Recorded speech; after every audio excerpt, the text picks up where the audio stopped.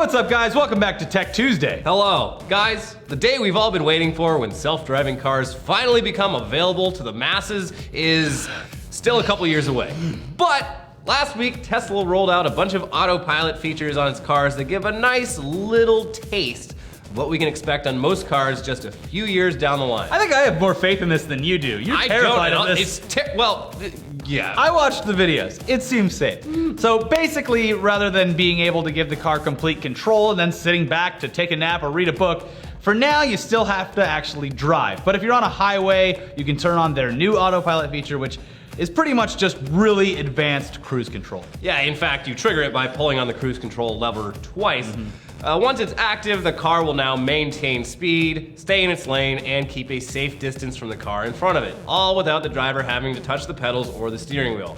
The car will even change lanes for you if you use the turn signal. There's also now an automated parallel parking feature, though that's been around on other cars for a while. But this one finds the spot that the car fits in, apparently. Ugh. Anyways, all in all, it's still pretty far off from the fully automated cars we look forward to taking naps in on our way to work. But for people who spend a lot of time commuting on highways, this will definitely cut down on their stress, making drives more relaxing. Yeah. It's very, very important to note, though, that Tesla is pretty explicit about these features being in beta, saying, quote, Tesla Autopilot functions like the systems that airplane pilots use when conditions are clear. The driver is still responsible for and ultimately in control of the car, so no napping yet. And you can't, if you do something wrong, you can't blame it on the car yet. Yeah. Sorry, officer, the car had a mind of its own. It decided to go 100 miles an hour. Saw a few kind of scary videos where, like, it doesn't do, like, ramps where you go from one highway to the other one. Oh, yeah. It does not like that. No. I did see a guy drive around Manhattan, but it's pretty much you're just going straight and stop traffic. So, but, I mean, if you have, like, a 30-mile commute on one highway, like, this turn is it on. godsend. Take a nap. Anyways, moving on from self-driving cars to unmanned aerial vehicles, it should surprise absolutely no one that the United States Department of Transportation has finally stepped in to regulate the shit out of them. Yeah, specifically starting very soon, probably even before Christmas, drone owners will be required by law to register their drone with the US government, which the US Transportation Secretary says, quote, will help build a culture of accountability and responsibility, especially with new users who have no experience operating in the US aviation system. Just like guns. Just like how we had everyone register their guns and it stopped all gun violence. Yeah, you're right. Now, anyways, this might sound like big government squeezing its greasy finger into your personal life, but rules like this were inevitable thanks to all the idiots out there who have flown their drones near airports and above firefighters and into shit and ruined stuff. They are the ones to blame for all of this. Bad. Yeah, shame.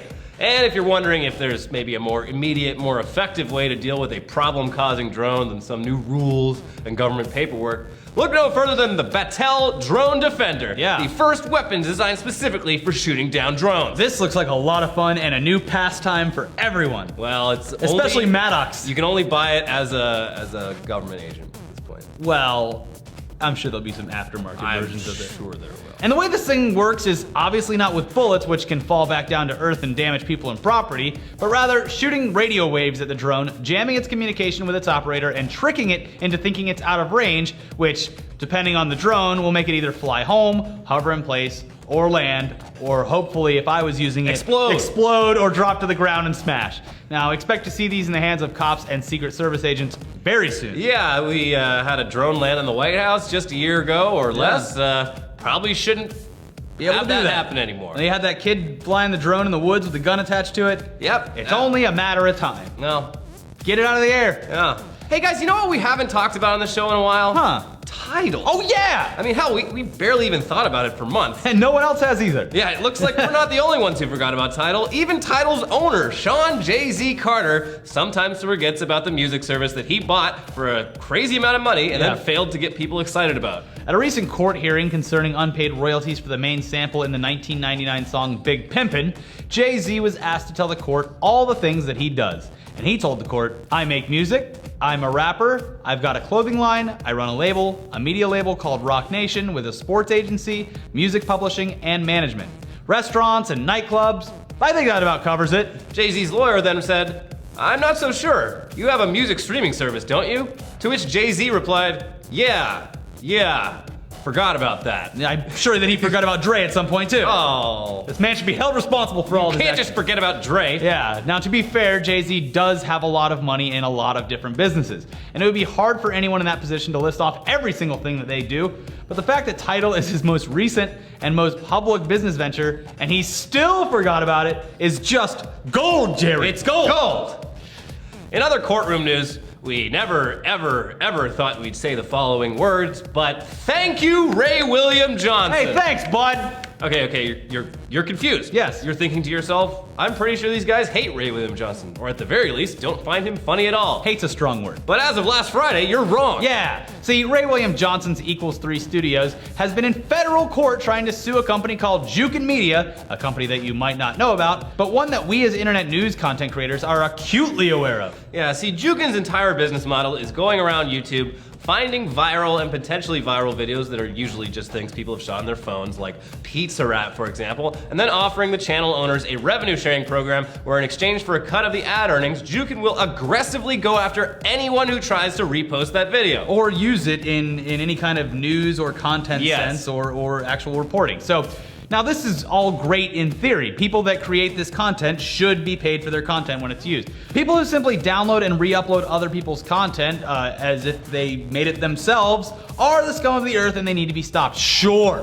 When it becomes a problem is when companies like Jukin issue takedown notices on instances that are clearly fair use. So Ray William Johnson's YouTube content has always been basically find viral video clips on Reddit and 4chan and talk about them while showing clips from it, which isn't the most brilliant thing ever by a long shot, but according to a federal judge, counts as being transformative by commenting on or criticizing the original videos. Jukin had originally issued takedown notices for a bunch of Equals 3 videos because they contained footage from 19 clips owned by Jukin.